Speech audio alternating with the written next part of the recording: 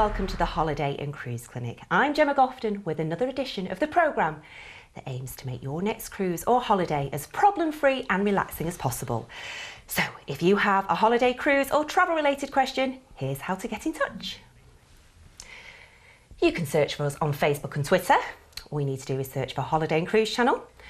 What about sending your questions to our website, www.holidayandcruisechannel.co.uk, or write us a letter, Holiday&Cruise Channel, Cavendish House, Brighton Road, Liverpool, L22 5NG. Now, in today's programme, we're talking about cruise holidays with the emphasis on freestyle cruising. So, what is freestyle cruising?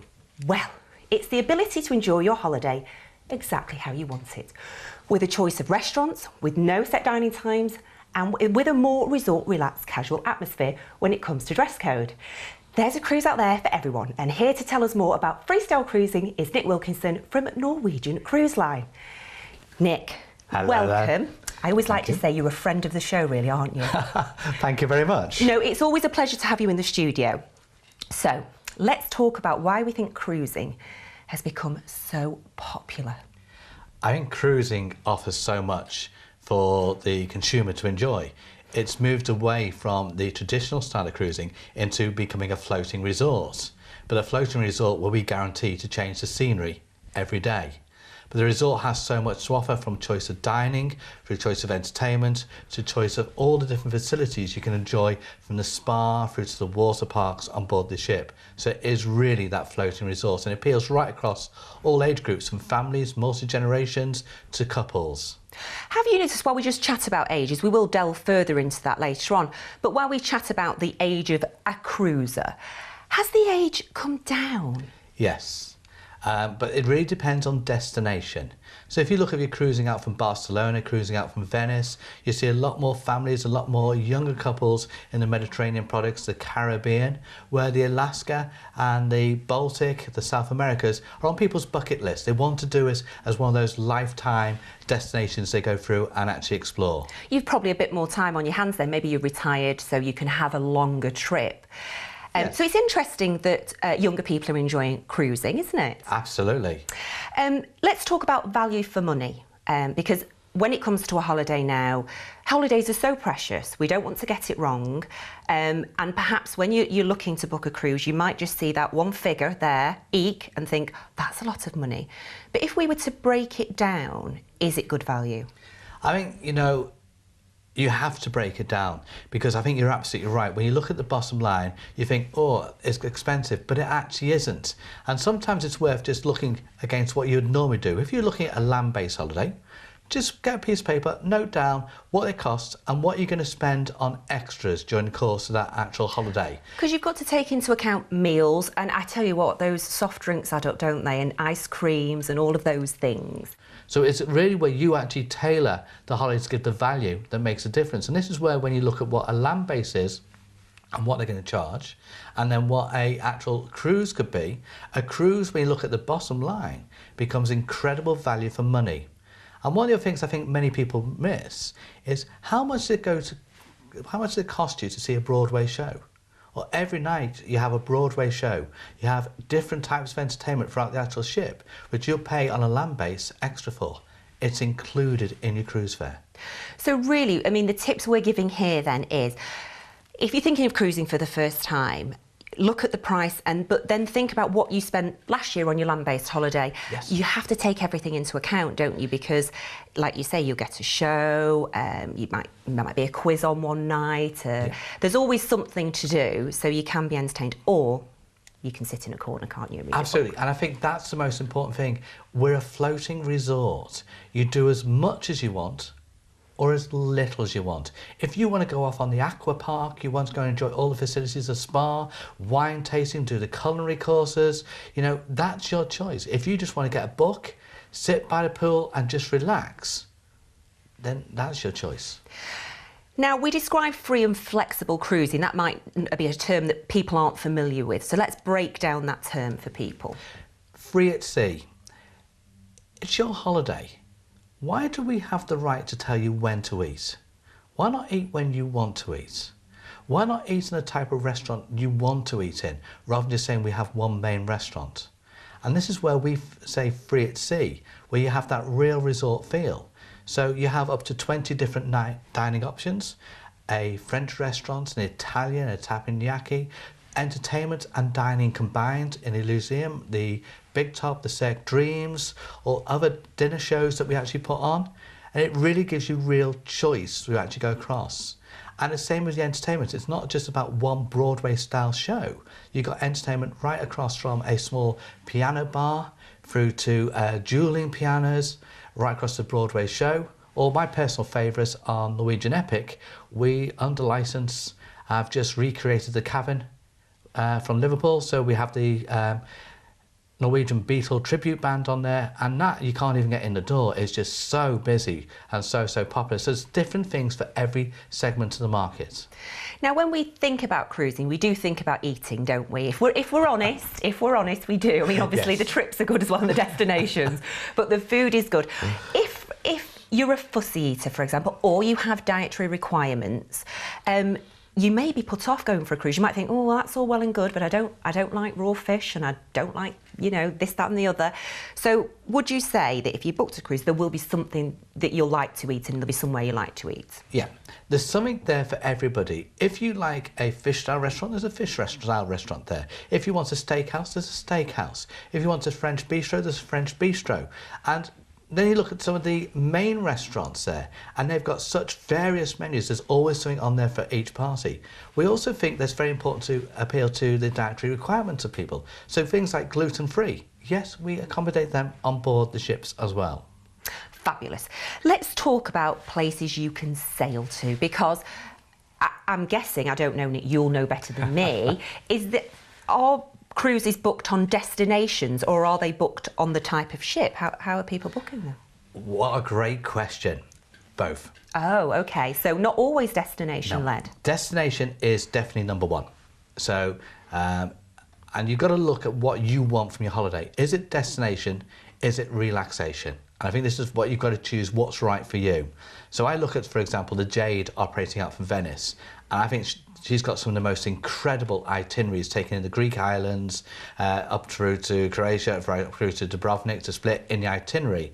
And Venice has got to be one of those most spectacular ports to cruise out from. Then you go to, say, Barcelona, where you cruise out on the Epic, where the ship is such a resource in its own right. The actual ports are incredible, Civitavecchia for Rome, through to Naples, Livorno for Pisa, but the ship is a destination in its own right, with so much actually on board. So really, they do vary by location. So really having a look at what's important to you. Do you want to just relax on board the ship and the ports are a bonus? Or are the ports the important piece and the resort feel on the ship is the bonus? So you need to think what suits you there, really, don't you? What about places you've been? Let's talk about the most exotic destination you've been to on a cruise ship. Oh, my favourite has got to be Alaska. Really? Sounds a bit chilly to me, if I'm honest. It wasn't. It was so hot. You'd be amazed. What month was that then? I went in late May. Oh, and it was lovely and warm. Incredibly warm. Good. And it was the colour was spectacular. Just cruising through the inside passage, you feel you can touch the land either side of the actual ship. You feel so close to it. And some of the ports are just spectacular. My personal favourite has to be Skagway, which is a gold mining location. And it's got this 18th century railroad that goes from the centre of Skagway right over the border into Utah. And the crew said, you've got to do this excursion, but we're not telling you what you're doing. So I went on the excursion. The train was spectacular. If you can imagine going across these bridges, sheer drop either side through these valleys, 25 miles later, you get off this train and then you're given your transport back. On this particular one was a bicycle. 25 miles? Downhill. Oh, that's all right then. Downhill, you don't have to worry about a thing, but it's the first time I went through passport control on a bicycle. But it was the scenery, the whole thing was just absolutely spectacular. But it's really unusual things you can do in all the ports. But Alaska just blew me away completely. So if it's on your bucket list, you need to do it. But if you go to Alaska, please, please book a balcony cabin. You imagine being in an inside cabin, you can hear the excitement on the ship. You're cruising the inside passage, or cruising some of these ports, or into Glacier Bay, into Sawyer Glacier. You want to have that private space and a balcony to really feel that glacier arriving at your doorstep. So it's a gin and tonic on the balcony as you take in the scenery. Sounds fantastic to me. It does. And on that note, let's go to a break, because we can't add anything better than that, can we? Not at all. No. Okay. Now, if you're new to cruising, then this is our first time guide to cruise holidays, and it's well worth asking for. It's absolutely free of charge. Just give us a call, 03330 032 216. Calls will be charged at standard national rates. You can also ask for a copy through our website, www.holidayandcruisechannel.co.uk. And whilst you're asking for this, we'll take a quick break. See you shortly.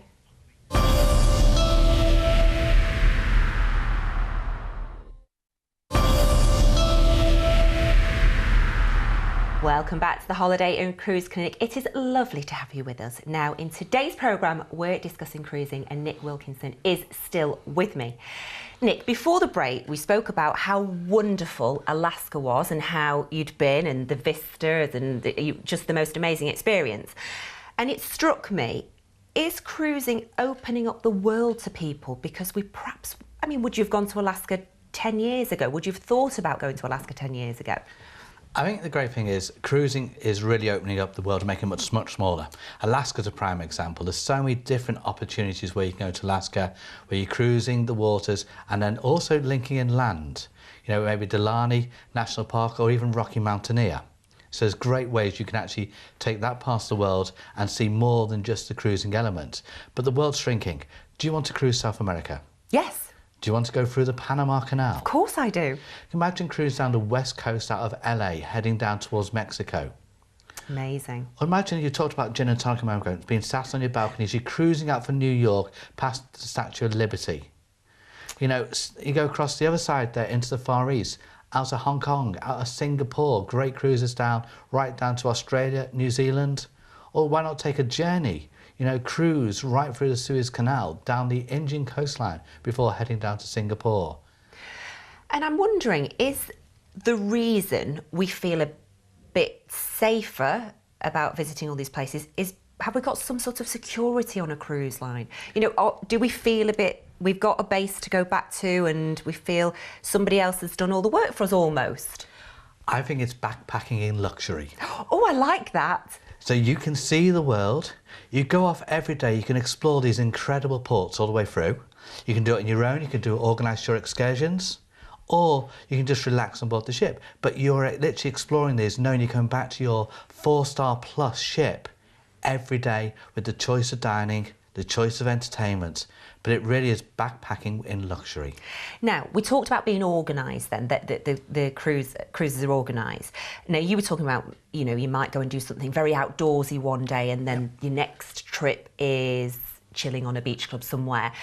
When you book these trips, does it tell you what you're going to need? Because I wouldn't necessarily know what I would need to do an excursion in Alaska, for example, because I think it's cold. I'd have turned up with a big fleece on. I'd have been at the wrong time. I think one of the most important thing is when you're doing a cruise is to just do research beforehand. You know, if you look at the websites there, they'll give you full details of what you can do in each actual ports. And don't think of doing the norm. Look outside the box. We talked about the one with the railroad with the bicycle. There's so much you can do, from wildlife, adventure, as well as classical, historical. And some tours will do things that you won't be able to buy on the norm. You know, particular theatre shows that may be on the shore side, golfing. There's different things for everybody. So I'd always recommend guests to have a look beforehand and start to think and start to plan what they'd like to do. I know many of us will allow you to actually pre-book, if you want to, what you want to do on the cruise, and it just helps you with your budgeting. We talk about planning. How organised are cruises? So really, how far in advance should we be looking to book a cruise if we're looking, you know, we want to go in the summer holidays with the kids maybe, or we fancy going half term or whenever? How organised? I would also say you need to look well in advance, because if you're looking well in advance, you can choose the type of cabin down to the cabin number that suits you. Now, that might sound important, but to many people it is, because when you're cruising, you want, I have guests who want to make sure they've got the sun rising on the right side of the ship. They're on that side in the morning, so when having the morning tea, coffee on the balcony, they want the sun shining there as they go into port. There's so many things that people look at. But also, if you look at the different cruise lines, they gives you a lot of added value the further out you actually book. We talked before about the drinks package. A drinks package over 7 nights could be worth in excess of $400. So again, you get those added values for thinking well in advance. And you sort of, you know what you're going to spend then, don't you, as well? You're spreading the cost almost. Yeah, it helps you budget. Yes. Right, let's talk about accommodation. What if I was new to cruising, never cruised before? Would I be fine in just any old stateroom or cabin inside? Or do you think I need to get the full experience in your very, very experienced knowledge? I think there's 2 things to look at. First of all, if you're new to cruise, a cruise ship is no different to a hotel. They'll have a car park view, a pool view and a sea view. A ship is exactly the same. So we may have a variety of grades, but you'll have an inside cabin, you'll have an ocean view cabin, and then you'll have the balcony for you to be able to feel and smell the sea air all the way across. So you've got to choose what suits you. But I urge you to look at your itinerary as well. If you're doing a real destination-led itinerary, cruising in and out of Venice and the Greek islands, in the Baltic, when you're cruising in St. Petersburg, the balcony gives you so much more. Imagine you wake up and you see the port arriving in your window, and you can walk out on the balcony and you can see so much there and then before you go off and explore the rest of the ship or go ashore. So the most fastest selling grade is balcony cabins. If we were just looking down to, we're on a bit of a tight budget, we'd be fine in just an indoor cabin, wouldn't it? Just maybe, yeah. I guess a lot of people just use it as a base. I think that's something you're absolutely right on. Probably because I've had the pleasure of doing a balcony cabin, I always think of balcony cabins. But if you're on a tight budget, and if it's just somewhere to sleep, then inside cabin is absolutely spectacular. But one worth mentioning is single cabins. More and more single cabins are coming out in the marketplace. And we have studio cabins purposely targeted for the single traveller, because it's another area where more and more single people want to cruise. So we've spoken about the single traveller, they're sorted. What about families? Do you find nowadays that you've got whole families cruising, multi-generational, something for everybody? Granny can do whatever, mum can be in the bar, just speaking from experience. Yeah, you've got to look at these new style ships. We're a floating resort. We have some of the most incredible kids facilities, from the water parks, the drop slides, the plunge pools, right across then to the sports facilities. Then in the kids clubs themselves, we take the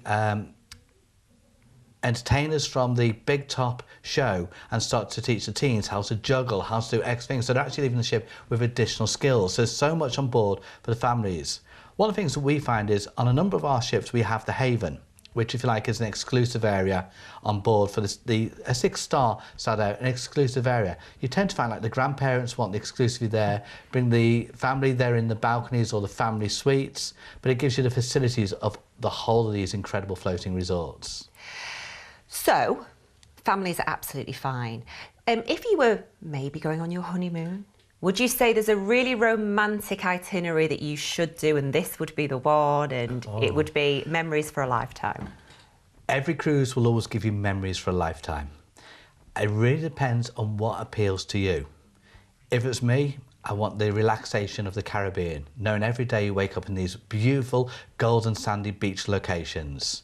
And look at the Caribbean, you look at some of the private islands. Our private island has got to be one of the most relaxing locations. If you've got the drinks package, everything else, the restaurants are brought off the ship to you.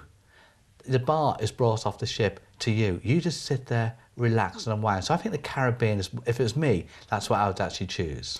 And if you were an outdoorsy, you really want to get involved, you like zip wiring and mountain climbing, and I'm using all these things I don't enjoy doing, you're an adventurous person, where do you think you should be cruising to? Hawaii. Oh, Hawaii? I couldn't be happier. Let's discuss. So imagine flying into Honolulu. I'd love to. You cruise around the Hawaiian Islands. Some of the things you could do, helicopter trips into the top of the volcanoes to see the live lava directly below. As you're cruising along, you actually see the lava flows directly into the actual sea. You know, they've got everything there. They've got some incredible zip lining opportunities. They've got some spectacular and some of the world's best golf courses. There's so much activity. So on Hawaii is one of those locations where there's as much as you really want to get involved in, or as little, everything from Pearl Harbor all the way through to the volcanic landscape. Let's talk about the length of cruises and what's suitable for certain people. I mean, we're just giving people advice here. It's not obviously set in stone. But if you were new to cruising, you probably wouldn't commit to 2 weeks maybe. Would you say a shorter cruise just to see if you like it? Different ways you can look at it. I'd always recommend to do a 7-night cruise because I think minimum because I think then you really get into the style, but link it with somewhere that you feel that you already enjoy. So a great example of that is if you like Orlando, then still go to Orlando, do a week in Orlando, and then cruise out of Port Canaveral. So combine the two. Oh, now that's interesting. So you can have a hotel break. Yes. Maybe do the theme parks and whatever. And then cruise. And then relax. And then relax, I like that. And there's cruising down through to the Caribbean, going right down to like so Tortola, St Thomas in the actual itinerary. So there's different ways you can look at it. Don't think that you've just got to do the cruise. You can actually just make a package that suits you. And, you know, even if you look at the Mediterranean, imagine you want to go through to, you know, the likes of Barcelona. You do a couple of nights in Barcelona before you cruise. Or, you know, Venice, you go to Lido or Lake Garda to actually link across to Venice as well. So there's different ways you can actually build a package that suits you. OK, we are running out of time, but I just wanted to know if we were going to persuade somebody who might be sort of on the fence a little bit about cruising, you know, and they're thinking, no, I'm still going to Spain, having my holiday in Spain. What would we say to them to say, honestly, give cruising a go? I think show them the choice on board the ships, because when you look at the quality, the selection from the dining, you know, we said food is such an important part of cruising, and the ability to meet so many people each day, and then the quality of the entertainment. No land base can match what a cruise can offer through. Just show them the choice. And when we say show, a lot of the websites nowadays, you can go on and almost have a virtual tour of the ships, can't you? So, because if you've never been on a ship before, you probably can't quite picture what is there. And you know, when you're saying champagne bars and sushi bars and this, that and the other, probably you can't quite picture it. So you can actually go on, can't you? You can indeed. And there is cruise lines out there that will also give opportunities. If you are not sure, there is cruise lines that will give you opportunities to do day visits when they've got them in certain ports, so you can actually see and sample the actual ship just to see if, you know, what it looks like. And I think one of the greatest pleasures when you see someone cruise for the first time and they actually walk up to the side of the ship and they see the size of these incredible resorts. It's an incredible picture. Because actually from a distance, they just look, oh, they're relatively big, but close up, yeah, it's breathtaking, isn't it? Absolutely. Wonderful. Thank you so much for popping in. It's always a pleasure to have you in the studio. Thank you very much. Now, OK, before we head off, just a quick reminder about this. It's our first time guide to cruise holidays. It's absolutely free of charge. Why not give us a call, 03330 032 216.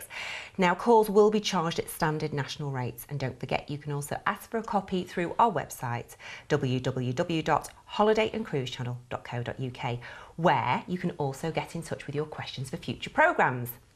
And unfortunately, that's all we've got time for on today's edition of the Holiday and Cruise Clinic. My huge thanks to Nick Wilkinson, and thanks to you for watching. See you next time. Bye.